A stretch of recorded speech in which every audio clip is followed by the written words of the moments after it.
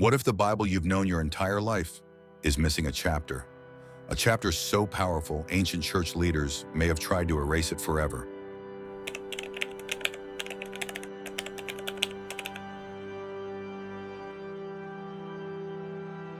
Early Christianity has always carried an air of mystery. Lost scrolls buried deep in sand, secret teachings whispered in hidden rooms, and fragments of ancient writings that challenge everything we thought we knew about the Bible's origins. Among the most intriguing mysteries is the story of a forbidden chapter many believe was removed from early Christian history, a text that might have changed how billions of people view faith, salvation, and the very purpose of life. Today, we dig into what this missing piece might have contained, the controversies around it, and why some say powerful forces in the early church tried to erase it forever. Scholars have long acknowledged that the Bible we read today is the result of centuries of careful selection, debate, and sometimes conflict. Dozens of early Christian texts, like the Gospel of Thomas, the Gospel of Judas, the Gospel of Mary, and fragments found in the Dead Sea Scrolls, were once circulated among believers, yet never made it into the official canon. Some of these writings were dismissed as heresy. Others were simply forgotten. But there's one text that stands out, a chapter said to have been part of Isaiah, one of the most crucial books of the Old Testament, and one with massive influence on Christianity. Some historians refer to this missing piece as the forbidden chapter. The mystery centers around Isaiah 53, a chapter that Christians today point to as a prophecy of Jesus suffering and dying for humanity.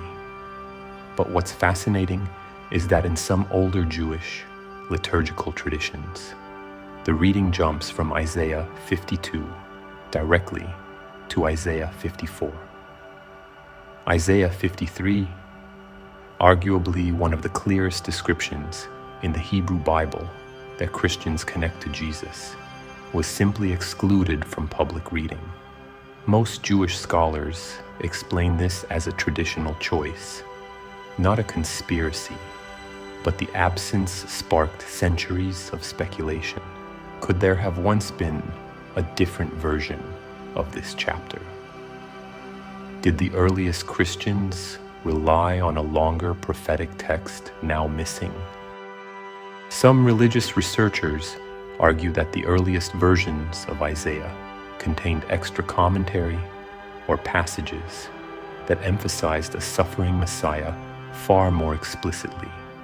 Others point to the Dead Sea Scrolls, ancient manuscripts discovered in the 1940s, which included extremely old versions of Isaiah written centuries before Jesus. These scrolls showed that Isaiah 53 did exist very early on, but they also revealed gaps, damaged lines, and hints that variations might once have circulated. When Christianity began spreading through the Roman Empire, church leaders worked hard to unify belief. According to historians, that meant choosing which teachings were spiritually safe and which were not. Anything that threatened unity was often removed, locked away, or labeled dangerous. Another branch of this mystery points to the Apocrypha and the Pseudepigrapha, collections of ancient Jewish and Christian writings that lived on the edges of Scripture. These include the Book of Enoch, the Shepherd of Hermas, and even missing letters mentioned within the New Testament itself. Some of these texts describe Jesus in more mystical terms, less focused on sacrifice and more on secret wisdom.